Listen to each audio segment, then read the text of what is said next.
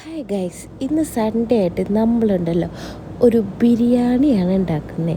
ഒരു തട്ടിക്കൂട്ട് ബിരിയാണി എന്നൊക്കെ പറയാം. മൈക്കിൾ ബേബിയുടെ കടയിൽ പൊടിയിടാനായിട്ട് മൈക്കിൾ ബേബിക്ക് ഉണ്ടാക്കുമ്പോൾ എന്തായാലും ഞങ്ങൾക്കും ഉണ്ടാക്കാമെന്ന് വിചാരിച്ച് കുറച്ചെടുത്തിട്ട് കേട്ടോ.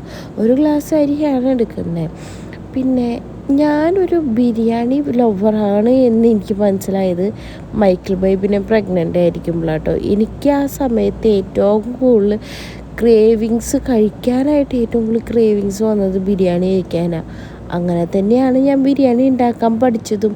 പരീക്ഷിച്ച് ഞാൻ കുറേയൊക്കെ ഫ്ലോപ്പാവും, കുറേയൊക്കെ ശരിയാവും. അങ്ങനെ ലാസ്റ്റാണ് ഞാൻ ബിരിയാണി ഉണ്ടാക്കാൻ പഠിച്ചത്. എൻ്റെ മോൻ ഇങ്ങോട്ട് ജനിച്ച് വന്നപ്പോൾ അവനെന്താ ഒരു ബിരിയാണി ഫാൻ തന്നെയാണ് കേട്ടോ.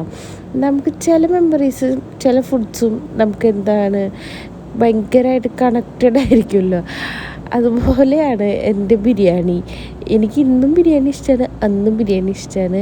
ഇത്രയ്ക്കധികം ഞാൻ ബിരിയാണി ഇഷ്ടപ്പെട്ടിരുന്നു എന്ന് ഞാൻ മനസ്സിലാക്കിയത് പക്ഷേ മൈക്കിൾ ബേബിനെ പ്രഗ്നൻ്റ് ആയിരിക്കുമ്പോഴാട്ടോ. എനിക്ക് എങ്ങനെയെങ്കിലും ബിരിയാണി കിട്ടിയാൽ മതി എന്നായിരുന്നു.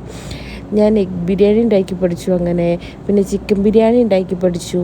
പിന്നെ വെജ് ബിരിയാണി മാത്രം എനിക്ക് ശരിയായിട്ടില്ല, അതിൻ്റെ ഗ്രേവി.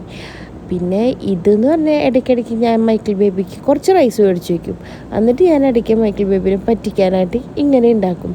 ഇന്ന് പക്ഷേ ഞങ്ങൾ 3 പേർക്കും വേണ്ടതുകൊണ്ട് കുറച്ച് കൂടുതൽ ഉണ്ടാക്കുന്നുണ്ട്. പിന്നെ ഞാൻ കുറച്ച് ക്യാരറ്റൊക്കെ ഇട്ടിട്ടാട്ടോ ഉണ്ടാക്കാറ്.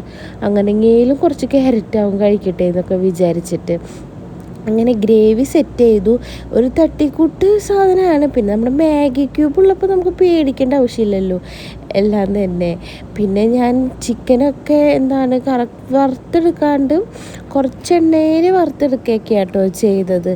ബിരിയാണി എന്ന് പറയുമ്പോൾ തന്നെ എനിക്ക് വായിൽ വെള്ളമൂറും എന്ന് പറയാം. എനിക്ക് പണ്ട് അമ്മ ബിരിയാണി ഉണ്ടാക്കി തരുമായിരുന്നു. പക്ഷെ അതിങ്ങനെ